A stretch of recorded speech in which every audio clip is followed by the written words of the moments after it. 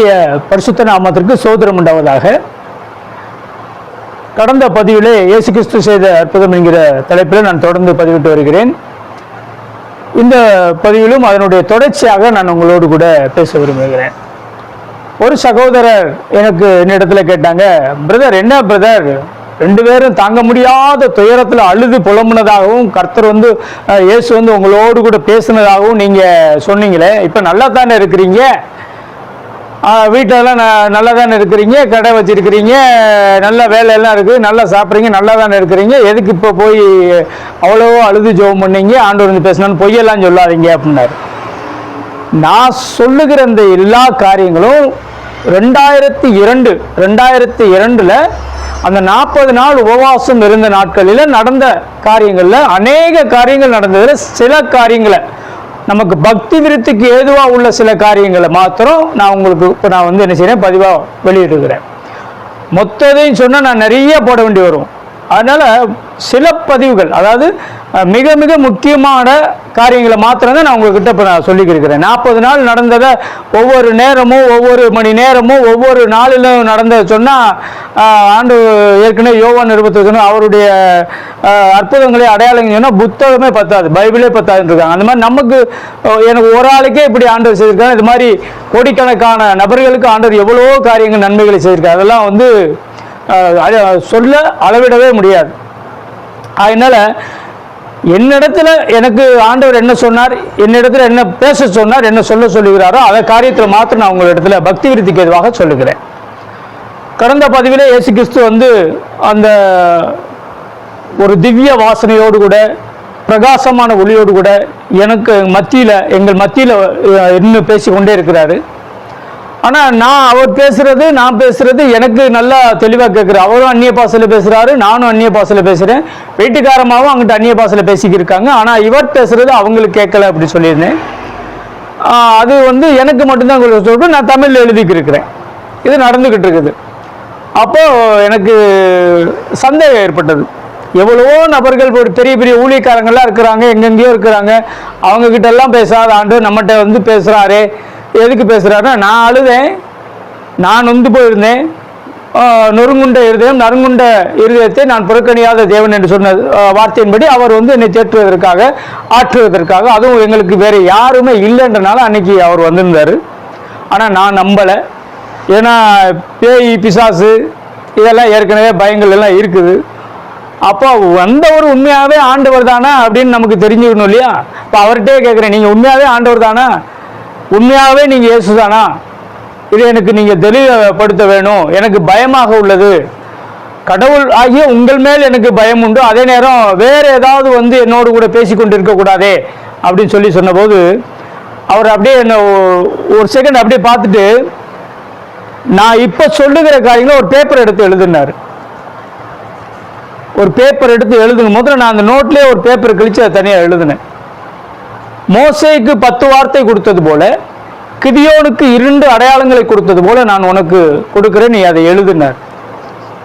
அப்படி சொல்கிறாங்க அப்படின்னு சொல்லிட்டு நான் அவர் என்னமோ சொல்ல போகிறாருன்னு சொல்லிட்டு சரி நான் எழுதுறேன்னு சொல்லி எழுதினேன்.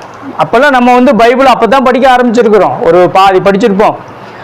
ஆனால் அவர் இதெல்லாம் சொல்லும் போது எனக்கு புதுசாக இருந்தது. அப்போ அவர் சொல்கிற வசனங்களை நான் தமிழில் எழுதுகிறேன். அதிகாலையில் என்னை தேடுகிறவன் என்னை கண்டடைவான், முதல் வார்த்தை. 2வது வார்த்தை, விழித்திருந்து ஜெபம் பண்ணுங்கள், 2வது வார்த்தை. ஆகாதென்று தள்ளின கல்லே தலைக்கு மூளைக்கல்லாயிற்று, 3வது வார்த்தை. ஹல்லேலூயா என்பது எனக்கு பிடித்த வார்த்தை, இதை சொன்னால் உன் அல்லல்கள் நீங்கிவிடும் என்று சொன்னார், அது 4வது வார்த்தை. அப்புறம் 5வதா ஒருவனிடம் 5 தாளந்தும் ஒருவனிடம் 2 தாளந்தும் ஒருவனிடம் 1 தாளந்தும் கொடுத்தேன் என்கிற ஓமானம், இதை நீ குறித்துக்கொள்ள மட்டும் சொன்னார். அப்புறம் கர்த்தரை நம்புகிறவனும் செழிப்பான், அது 5வது, இது 6வது. 7வது வார்த்தை, கர்த்தரின் ஆசீர்வாதமே ஐஸ்வர்யத்தை தரும், அவர் அதனோடைய ஒரு வேதனையும் கூட்டார், அது 7வது அடையாளம். 8வது, நிச்சயமாகவே முடிவு உண்டு, உன் நம்பிக்கை வீண் போகாது என்றார். 9வது, வார்த்தை, என் கிருபை உனக்கு போதும், உன் பலவீனத்தில் என் பலன் பூரணமாய் விளங்கும் என்று சொன்னார். 10வது வார்த்தை, ஆராய்ந்து முடியாத பெரிய காரியங்களையும் எண்ணி முடியாத அதிசயங்களையும் செய்வேன் என்ற இந்த 10 வார்த்தையை 10 வசனத்தை மட்டும் என்னைய எழுத சொன்னார். எழுத சொல்லிட்டு 2 தரிசனம் நான் உனக்கு காட்டுகிறேன்னு சொல்லும் போது அப்பவுமே எனக்கு கண்ணு முன்னாடி படம் மாதிரி, கண்களை மூடிதானே நம்ம பேசிக்கிறோம், அப்போ கண்ணு முன்னாடி ஒரு படம் மாதிரி எனக்கு தெரியுது. என்னன்னா, ஒரு நபர் நான் போய்க்கிருக்க அந்த சபையில் அருப்புக்கோட்டையில் கால்லையும் கட்டு போட்டுக்கிறாரு, கழுத்துலையும் இந்த நெக் பாயிண்ட் போட்டுப்பாங்களே அந்த மாதிரி போட்டுட்டு கீழே உட்காந்து தவந்து நடந்து அப்படியே வர்றாங்க. வந்து ஒரு சேர்ல வந்து அவரை உட்கார வைக்கிறாங்க. இது மாதிரி ஒரு தரிசனம் காட்டி, இவங்க வந்து இந்த குடும்பம் என்னிடத்துல வாஞ்சியாக குணமாக்கும்படிக்கு தாகத்தோட 21 நாள் உபவாசம் இருந்திருக்கிறாங்க. அவங்க இன்னும் முழு மனதோடு என்னை தேடலை, முழு மனதோடு என்னை தேட சொல்லுங்க, சொல்லு, நான் அவர்களிடத்துல அற்புதம் பண்ணுவேன் அப்படின்னு சொன்னார். இது ஒரு வார்த்தை சொன்னார். எனக்கு அது யார் என்னென்னலாம் தெரியவே தெரியாது. ஏன்னா நாங்கள் அத்தனை ஒரு 3-4 வாரம் 5 வாரம் நாங்கள் தொடர்ந்து போய்க்கிருக்கோம். ஒவ்வொரு வாரம் புது புது ஊழியக்காரங்களாம் வருவாங்க. அவங்கள பார்த்துட்டு ஜெபம் பண்ணி வரைக்கும் எங்களுக்கு நேரம் சரியா போகும். இப்போ அப்படியே சொல்லிட்டு நான் அப்புறம் திரும்ப விருந்தினருக்கு வந்துடுவோம். 2வது என்னன்னா, ஒரு நீண்ட நாட்கள், அதாவது ரொம்ப வருஷமா ஒரு 30-33 வயசு வரைக்கும் உள்ள ஒரு பொண்ணு வந்து அங்கே கல்யாணமாகாமல் இருந்திருக்கிறாங்க. அந்த பெண்ணோட பேர் சொல்லலை, பொதுவாக சொல்லி இங்கு நீண்ட வருடமாக திருமண நாளுக்காக காத்திருக்கிற ஒரு சகோதரி உண்டு. அவர்களுக்கு வந்து வட திசையிலேருந்து ஒரு வரன் வருவான். அந்த வரன் வந்து அவங்களுக்கு முடிக்கு நானே ஆயத்தப்படுத்தியுள்ளேன், இதை மாத்திரம் சொல்லிவிட்டு நீ உட்காந்துக்கிட்டார். 2 காரியங்கள், 2 தரிசனம், அந்த 10 வார்த்தை, இதுதான் என்கிட்ட சொல்லியிருந்தார். இன்னொரு பெரிய ஒரு கொடுமை என்னென்னா, நாங்கள் பாஸ்டனுடைய சொந்தக்காரர்கள் என்ற காரணத்தினால நான் அந்த வாரம் நடந்த சம்பவங்களை நான் போய் சாட்சியாக போய் கர்த்தர் என்னோடு கூட இப்படி செஞ்சார், அப்படி செஞ்சார், அதை சொன்னார், இப்படி செஞ்சார்னு சொல்லி நான் சொல்லும் போல அங்கே உள்ள நம்ம பாஸ்டர் ஐயா அவங்களுக்கும் அவங்க ரிலேஷனாக உள்ளவங்களுக்கும் கொஞ்சம் திகட்டல் ஆயிடுச்சு. எப்படின்னா, இவங்க வந்து உங்கள் சொந்தக்கார ஆளை கொண்டாந்து இப்படியெல்லாம் சபைக்கு ஆள் சேர்க்கறதுக்காக என்ன செஞ்சாங்க, பொய்யா என்னென்னத்தையோ சொல்லி இவங்க கதை கட்டி விட்றாங்க, இவங்களை ஏற்படுத்தி விட்டாங்க அப்படின்னு சொல்லி அவங்களுக்குள்ள ஒரு பயமாச்சு. இப்படி நிறைய பேர் கால குளிரமாக சொல்லிட்டாங்க. அதனால் பாஸ்டர் அவங்கெல்லாம் என்னென்ன நினைக்கிறாங்க, ஐயோ இவங்க பேசாமல் இருந்தால் தான் நல்லா இருக்குன்ற அளவுக்கு சூழ்நிலைக்கு தள்ளப்பட்டாங்க. அந்த மாதிரி இருந்துச்சு. நம்மளாக இருந்தாலும் அதான் நடக்கும், எல்லாமே எல்லா இடத்துலையும் அதான் நடக்கும். அப்போது 100 விசுவாசி இருக்கிறாங்க. ஆனால் இப்படி ஒரு முரண்பாடான ஒரு சில வார்த்தைகள் ஒருத்தர் மூலியமாக வரும்போது எங்களுக்கும் சங்கடம், அவங்களுக்கும் சங்கடமாக இருந்தது. ஆனால் ஆண்டவர் சொல்கிறாரு, அப்போ சொல்லி தான் ஆகணும், சொல்லாமல் இருக்கக்கூடாது. சாட்சி சொல்ல கேளாத காதுகள் அவிய கடவுது என்பதை சொல்லிட்டாரு. நான் வேறு வழி இல்லாமல் அதை சொல்கிறேன். அவங்க பயப்படுறாங்க. இது நடந்த சம்பவங்க. அதனால தான் நாங்கள் சபைனாலையும் கூட நாங்கள் என்ன செய்யப்பட்டோம், புறக்கணிக்கப்பட்ட நிலைமையில் அன்னைக்கு இருந்தோம். அதனால தான் அந்த அளவுக்கு கண்ணீர் விட்டு அழுது எல்லா பேருமே இப்படி நூலாக்கி விட்டாங்களேன்னு சொல்லி எங்களுக்கு அவ்வளோ கண்ணீர் வழிய வேண்டிய சூழ்நிலை ஆகிப்போயிடுச்சு. இங்கே சொந்த பந்தம் அப்படி, அக்கம் பக்கம் அப்படி, அவங்க எப்படி இவங்க அப்படின்னா, சர்ச்சுக்கு போன இடத்துல அங்கேயுமே இப்படி இருக்குதே அப்படின்ற ஒரு பயம் வந்துடுச்சு.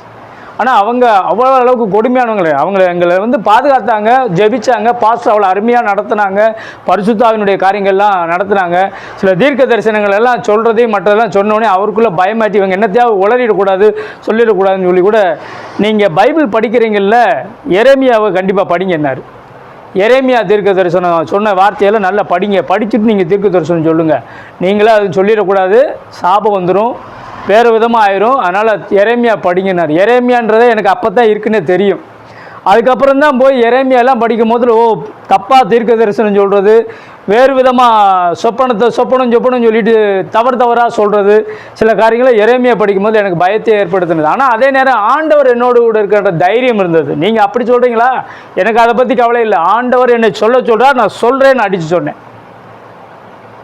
சரி, நான் என்ன நினச்சேன், இந்த 10 வார்த்தையும் 2 தரிசனமும் அந்த வாரம் சர்ச்சில் போனால் ஏதோ ஒரு காரியங்களில் நடக்கும் அப்படின்னு நான் வெயிட் பண்ணிக்கிருந்தேன்.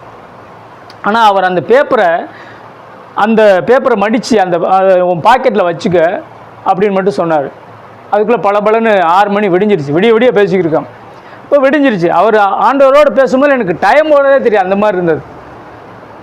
ஆனால் விடிஞ்சிருச்சு. ஆனால் அன்னைக்கு எங்களுக்கு விருதுநகரில் பொறுத்த மட்டும் தண்ணி கஷ்டம் அதிகமாக இருக்கிற நாட்கள். அன்னைக்கு முனிசிபல்லேருந்து தண்ணி 20 நாளைக்கு ஒருக்கா, 15 நாளைக்கு ஒருக்கா, 25 நாளைக்கு ஒருக்கா தான் விடுவாங்க.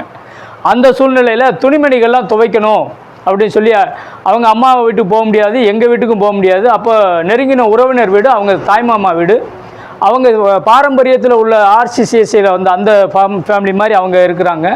அங்கே போய் நம்ம வந்து அவங்க ஓரளவுக்கு எங்களை ஏற்றுக்கிட்டு பேசுனாங்க.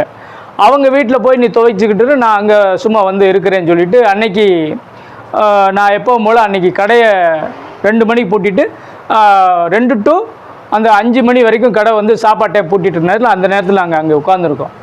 அங்கே நாங்கள் இருந்த விருதுநகர்லேருந்து 25 கிலோமீட்டருக்கு அங்கிட்டிருந்து ஒரு ஊழியக்காரர் அங்கே வந்திருந்தாங்க. தற்செயலாக அன்றைக்கி அப்போ தான் வர்றாங்க, உள்ளே வர்றாங்க. நான் சோபாவில் உட்காந்துருக்கிறேன், வீட்டுக்காரமாக அங்கே துவச்சிக்கு இருக்கிறாங்க. அவங்க வந்து அப்போ என்ன நடந்தது, அவங்க என்ன சொன்னாங்கன்றதை நான் அடுத்த பதிவில் உங்களுக்கு சொல்கிறேன். கர்த்தர் தாமே உங்களை ஆசீர்வதிப்பாராக, பாதுகாப்பாராக. ஆமென்.